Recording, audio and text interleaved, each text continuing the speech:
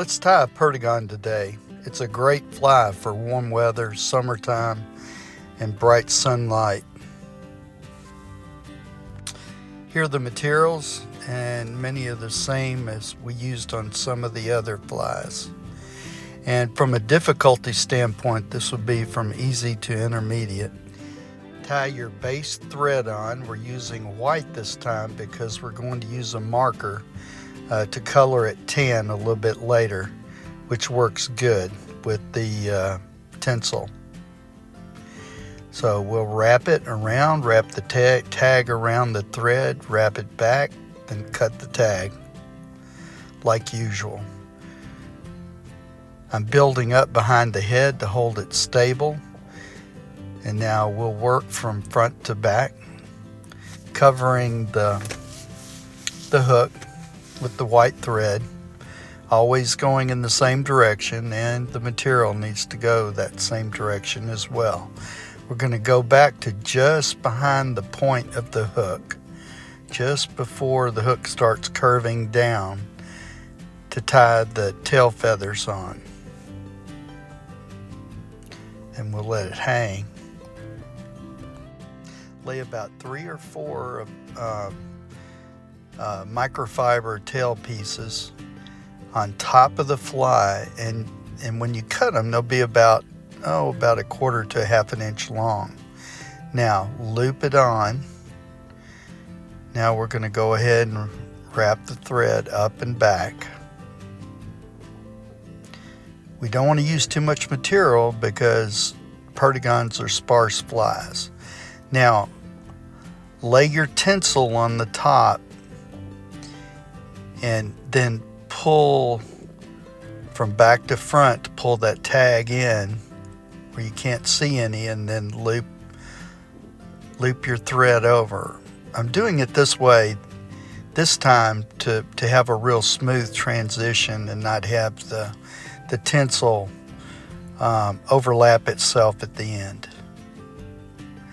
So we're building the fly back up again, but still keeping it sparse. Also note this is fine 8/0 thread.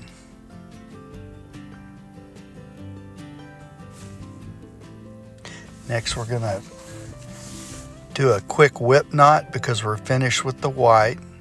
Keep your pressure on while you're pulling that tool down to the fly, then snip the tag.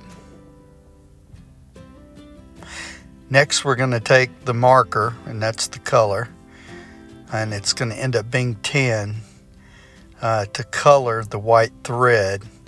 And I like this because it makes it not that pearl not be quite as green, so it just looks nice.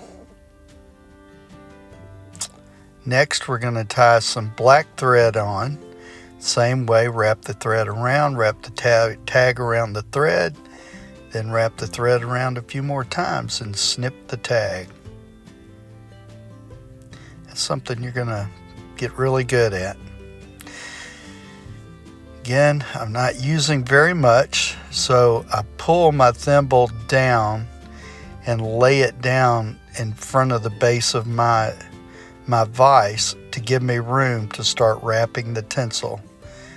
Notice I'm wrapping it in the same direction as the thread, being careful not to cut it with the tip of the hook. And I'm keeping that pressure on.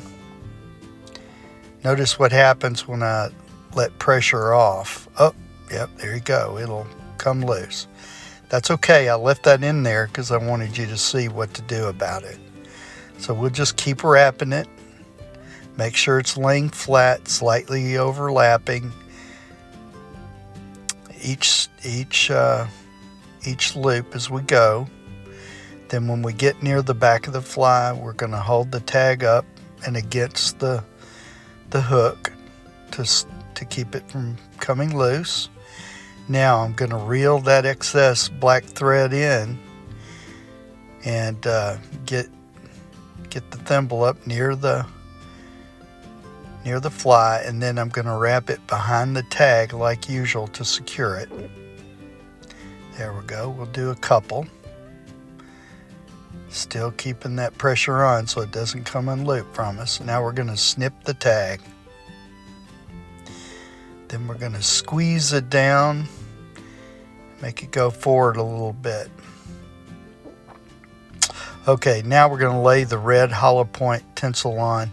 We could use the hollow point tinsel. We also could have used like a rainbow dubbing, but I like the hollow point tinsel. Now we're going to add thread going up the back of the head of the fly. Notice it kind of curves up from back to front. And you don't want it to curve up too much because then it becomes hard to lay that tinsel down on there. Okay, now we've wrapped the tinsel around.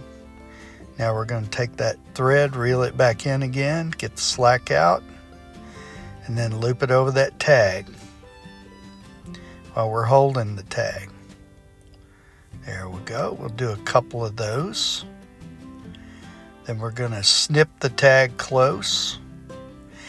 And now we've got the black thread there as a little bit of a collar, and it provides some contrast with the red. Get your whipping tool. We'll put a couple of loops on there with the whipping tool and then pull it loose to finish it out with the thread. And notice, be careful to keep it on the head. Now we're going to slowly pull that line out, pull it tight without breaking it, snip the tag, snip it as close as you can. There we go.